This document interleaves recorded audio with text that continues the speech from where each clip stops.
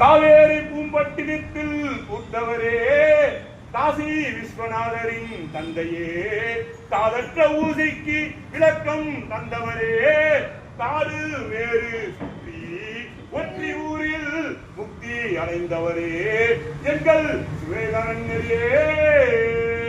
ஓம் நமச்சிவாய. பட்டினத்து ஐயாவே துணை, காமேஸ்வர ஐயாவே துணை, கருணாபிகை தாயே துணை. ஓம் நமச்சிவாய. சமுதீஸ்வர நாகலிங்க வைரமூர்த்தி ஐயாவே துணை, நாகதேவ தாயே துணை. இந்த இது என்னன்னா, ஐயா வந்து இந்த 4 வரி போட்டிருந்தார். காவேரி பூம்பட்டினத்தில் பூத்தவரே. ஐயா வந்து காவேரி பூம்பட்டினம் தான் பிறக்கிறார், கும்பகோணம் அருகில்.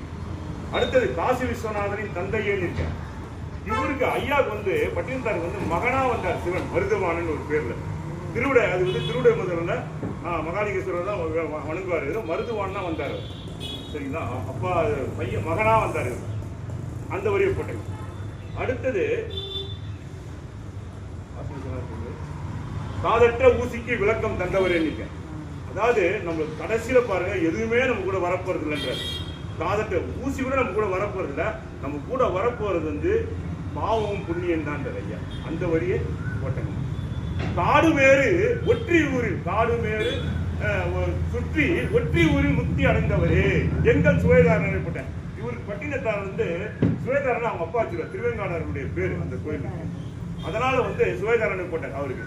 ஏன்னா வந்து எங்க காடு மேடு எல்லாம் மலை இதெல்லாம் எல்லாம் சுத்தி ஒற்றி ஊரில் முக்தி அடைந்தவரே எங்கள் சுவேதாரன் போட்டேன்னா, திருவொற்றியூர்ல தான் அந்த நாள் இந்த நாள் ஆடி மாசம் வர உத்திராட நட்சத்திரம். இன்றைக்குதான் அவர் வந்து உத்திராட நட்சத்திரம். அப்பதான் அவரை வந்து ஜீவ சமாதியோ சமாதின்னு சொல்லப்படாதுங்க.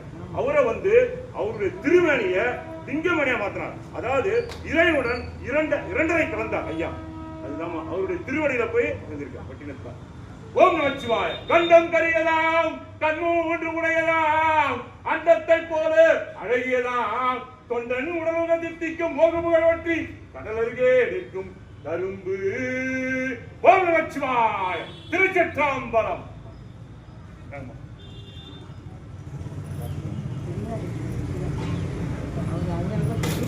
ஐயா கொஞ்சம் இருங்க ஐயா, கொஞ்சம் வழி விட்டுருங்க. கோயில்ல போன வாட்டி அதுதான் பண்ணக்கூடாதுன்ட்டாங்க.